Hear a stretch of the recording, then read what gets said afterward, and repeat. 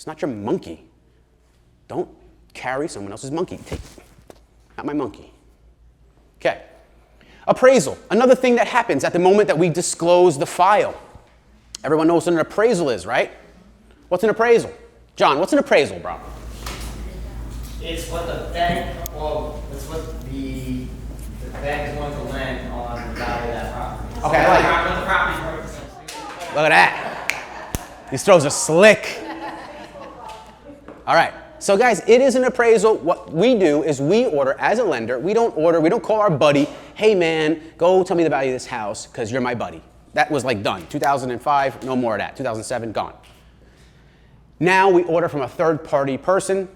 We don't really, the borrower doesn't get communication. The realtor basically gets entrance communication. The borrower gets a phone call to get paid.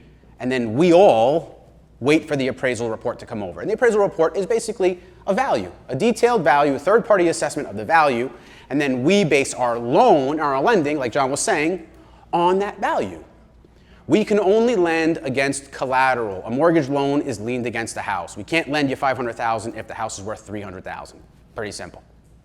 But that is a process. And guess what about the appraisal? Conditions may apply. Can we be mad at our borrower if their appraisal comes back with conditions? Can we be mad at the bank if the bank comes back and says we need property conditions to be resolved? No. Can we be mad at our seller? No. There's nothing to be mad about. It's par for the course. It's normal. Title condition issues, appraisal condition issues, normal. Chasing documents forever, normal. If we tell our customer, right, setting expectations, if we tell our customer that these speed bumps are coming and these hurdles are in the horizon, are they speed bumps and are they hurdles? No, it's just part of the course.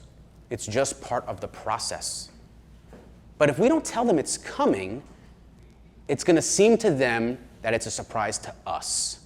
Then does that empower us or does that make us look weak? It makes us look weak. So let's get ahead of it. Let's at least speak to our customers about the 1 and the 2 steps ahead. You don't have to talk about the whole deal. If someone's just talking to you about buying a house, why would you talk about appraisals and escrow and all this other stuff?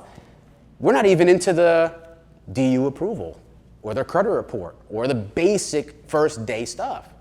So we just have to talk maybe 1 or 2 steps ahead and let them know that what's coming is normal. Don't be surprised about it.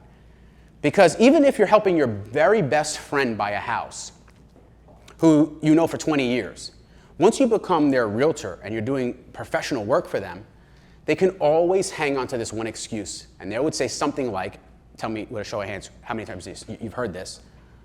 Well, how am I supposed to know? You're the professional.